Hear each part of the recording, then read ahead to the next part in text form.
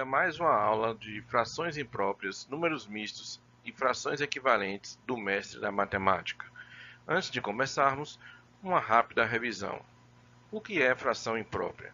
É aquela cujo numerador é maior do que o denominador. Em outras palavras, é aquela fração que o número de cima é maior do que o número de baixo. E número misto? O que seria número misto? Um ou mais números inteiros somados a uma fração própria. Aqui ao lado vemos a representação do que seria uma fração imprópria. É a soma de um número inteiro mais uma fração própria. No caso, 5/16 seria a fração própria. E 16/16 seria o número inteiro, como a gente já viu na aula passada. A soma de 16/16 mais 5/16 daria 21/16 ou 1 mais 5/16, que seria o que a gente chama de número misto, 1 5/16 nesse caso. E a fração imprópria seria 21/16. Ok? Agora vamos aos pequenos exemplos no slide a seguir. Nesse slide, a gente vai mostrar 3 exemplos de cálculos utilizando números mistos, transformando um número misto em fração imprópria. Na letra A, você tem a operação com 3 números mistos. Você vai desmembrar esse número inteiro, no caso, por exemplo, 2 4/5. Seriam 2 inteiros e 4/5 de fração própria. Como é um inteiro? Nesse caso, como o denominador é 5, a gente vai dizer que um número inteiro seria 5/5. Como são dois números inteiros, então seria 5/5 mais 5/5 mais 4/5, que é a fração própria do número misto 2 4/5. A gente faz o mesmo procedimento para os demais números mistos. No caso de 3 1/5, seria 3 vezes 5/5 mais 1/5. E por último, 1 inteiro e 2/5, você faria 1 inteiro, que seria 5/5, mais 2/5, que seria a parte da fração própria desse número misto 1 2/5. Depois que você transformou os números mistos em frações impróprias, é só fazer as operações. No caso, 14/5 mais 16/5 menos 7/5, que daria um total de 23/5. Na letra B, a mesma situação, só que aqui você tem um número inteiro somado a uma fração, mais uma operação com um número misto. E por último, a soma com mais um número inteiro. É a mesma lógica. Você pode transformar esse 1 mais 4/7, mostrando que esse 1, na realidade, pode ser escrito como 7/7. Você soma ele mais 4/7, aí você já vai diminuir a quantidade de elementos na sua equação. Então, 7/7 mais 4/7, você vai obter 11/7. Na segunda parte, que seria o número misto 7 2/7, você faz aquela regra prática que a gente aprendeu na aula passada.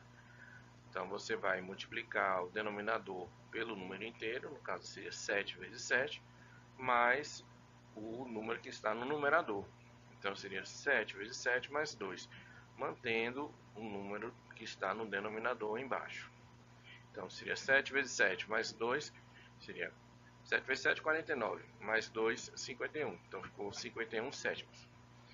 Menos, agora já terceiro elemento da equação, seria um número misto 1 5/7.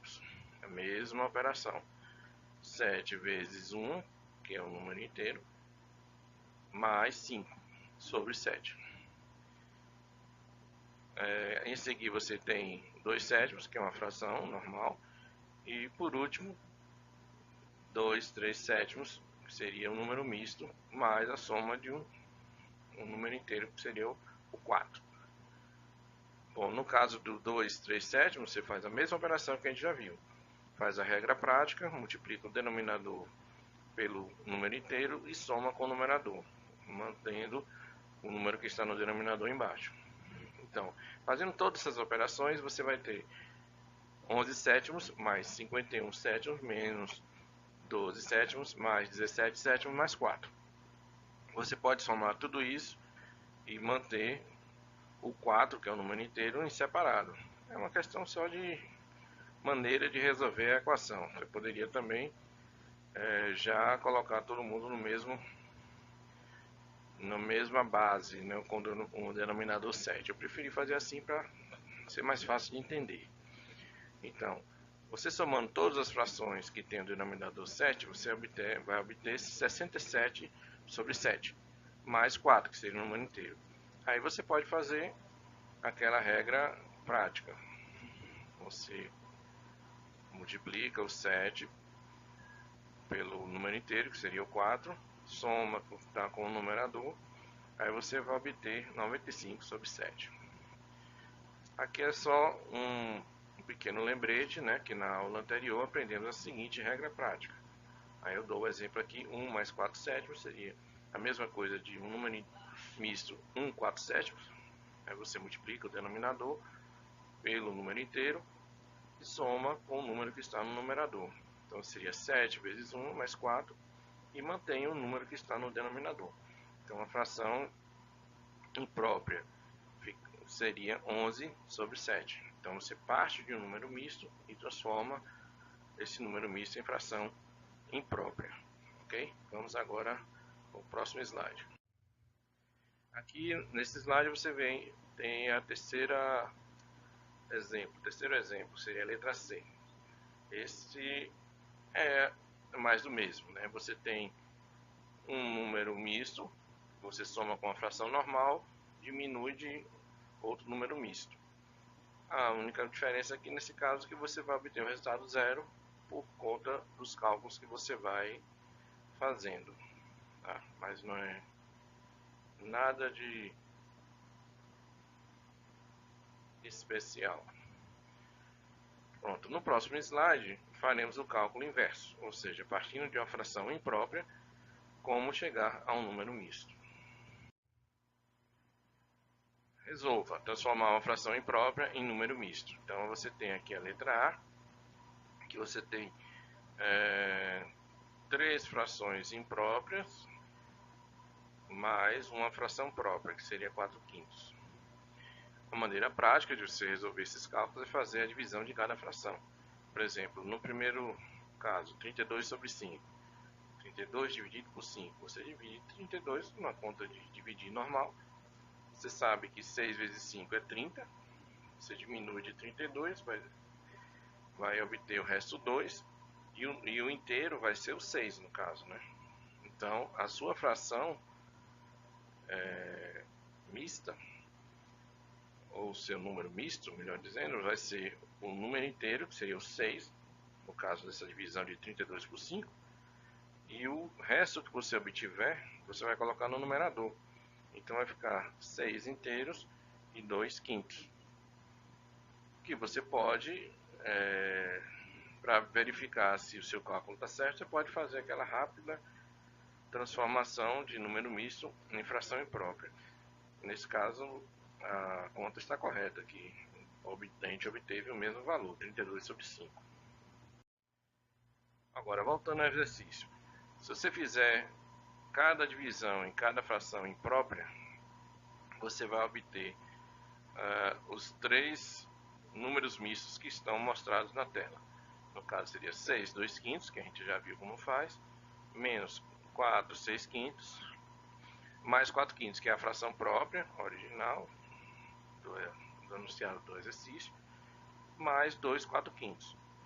Você pode fazer isso através da regra prática para obter as frações impróprias e fazer o cálculo.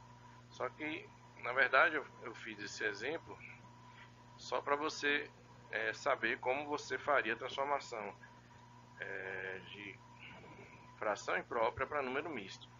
Mas nesse caso especificamente, como é uma soma de frações, você pode simplesmente fazer a soma direta, né? No caso, claro que vai ter uma diminuição aí no meio do cálculo. Falando português claro, você faz 32 sobre 5 menos 26 sobre 5 mais 4 quintos mais 14 quintos. Faz a conta direta. E aí, com o resultado, aí sim, você transforma, como eu falei, fazendo a conta de dividir, no caso seria 24 sobre 5, você vai dividir 24 por 5. A gente sabe que 5 vezes 4 é 20, então o seu inteiro vai ser 4. E você vai obter um resto 4. Então vai ser 4 inteiros e 4 quintos, como a gente viu no slide passado. Agora vamos iniciar o conceito de frações equivalentes. O que são frações equivalentes? São aquelas que, apesar de diferentes, representam a mesma quantidade ou parte dessa quantidade. Não entendeu nada, né? Vamos melhorar esse negócio. A metade de 20 é 10, certo? Vamos confirmar? Temos aqui embaixo 20 retângulos azuis. Qual a metade de 20? Nesse caso a gente sabe intuitivamente que é 10. Mas se a gente contar, a gente vai ver que a linha de baixo corresponde a 10 retângulos azuis. Aqui está marcada com a cor diferente aí no slide. Então a gente confere aqui que a gente vai encontrar 10, né? Se a gente contar cada retângulo azul desse. Agora, se a gente for fazer com 2 quartos, vamos ver como vai ficar. Nesse slide aqui que a gente vai ver, 2 quartos de 20, quanto é? Se você dividir 20 por 4, você sabe que o resultado é 5, certo? Então, cada conjunto de 5 retângulos é 1 quarto de 20. Logo, 2 quartos de 20 será 10, ok? Explicando de outra maneira, um inteiro que é igual a 4 quartos, certo? Que é uma soma de 1 sobre 4, mais 1 sobre 4, mais 1 sobre 4, mais 1 sobre 4. Até aí eu acho que não tem dificuldade. A gente viu que 1 sobre 4 é igual a 5. Então, seria a soma de 5 mais 5 mais 5 mais 5 é igual a 20. Mostrando aqui na forma gráfica, através dos retângulos azuis. A cada 5 retângulos azuis que estão pintados aí, você vai ter 1 quarto do seu todo. Então, 1 quarto é igual a 5 retângulos. Então, se você quer saber quanto é ser 2 quartos, você vai somar 5 mais 5, que seria 1 quarto mais 1 quarto. Seria 2 quartos, que seria 5 mais 5, seria 10 retângulos. Então, a gente conclui de uma forma bem simples que tanto 1 sobre 2 como 2 sobre 4 são frações equivalentes, porque você tem o mesmo valor quantitativo, apesar de serem frações que têm números diferentes. Então, vindo aqui para o texto. Portanto, 1 sobre 2 e 2 sobre 4 são frações equivalentes. São frações que se equivalem, ou seja, representam o mesmo valor, ou mesma quantidade, como disse aquele enunciado complicado lá em cima, na definição de frações equivalentes. Agora vamos aproveitar que meu amigo Caju não está por perto e vamos praticar. Qual a fração equivalente a 30 sobre 48, melhor dizendo, que tem numerador 10? Qual é a resposta? 30 sobre 48, se você dividir por 3 o numerador e o denominador ao mesmo tempo, a equivalência da fração não se modifica. Então, nesse caso aqui, 30 sobre 48, você divide 30 dividido por 3 e 48 dividido por 3. 30 dividido por 3 é igual a 10, e 48 dividido por 3 é igual a 16. Então, você vai obter a fração 10 sobre 16. O enunciado do problema pergunta: qual a fração equivalente a 30 sobre 48 que tem numerador 10? Pronto, a gente achou. A fração que tem numerador 10, que equivale a 30 sobre 48, é a fração 10 sobre 16. É só isso aí. A outra exemplo, letra B. Qual é a fração equivalente a 9 sobre 15 avos que tem denominador 20? Mesma resolução. Nesse caso, estamos introduzindo essa notação para você se acostumar que nas questões muitas vezes aparece dessa maneira. Então, 9 sobre 15 avos igual a x, que é o que ele está perguntando, sobre 20. Ele está no enunciado, ele fala qual é a fração equivalente a 9 quintos que tem denominador 20. Ele já está informando que o denominador dessa fração que você vai procurar, ele é 20. Você só não sabe o numerador, é isso que você vai calcular. Primeiro a gente simplifica a fração, sem mudar a equivalência, dividindo por 3. Esse dividir por 3, do exemplo passado, foi só coincidência, podia ser dividir por 2, por 5. Dependendo da fração, é o número que você vai dividir para simplificar a sua vida. Ok? Então, nesse caso, simplificando a fração, sem mudar a equivalência, aí dividir por 3 o numerador e o denominador. Então, 9 dividido por 3 igual a 3, 15 dividido por 3 igual a 5. Então, a fração ficou mais simples, ficou 3 sobre 5. Agora, como você quer obter um denominador 20, a gente sabe que 5 vezes 4 é igual a 20. Então, pelo denominador, você descobre qual número que você vai multiplicar para obter a sua fração equivalente a 9 sobre 15 avos. Então, nesse caso, como 5 vezes 4 é igual a 20, e você tem que multiplicar em cima e embaixo para você manter a equivalência da fração, você multiplica 3 vezes 4, que é igual a 12, 5 vezes 4 é igual a 20. Então, dessa maneira, você descobre qual a fração equivalente a 9 quinzeavos que tem o denominador 20. Vai ser a fração 12 sobre 20 avos. Agora vamos resolver alguns exercícios. E nesse slide, as respostas dos exercícios propostos do slide anterior.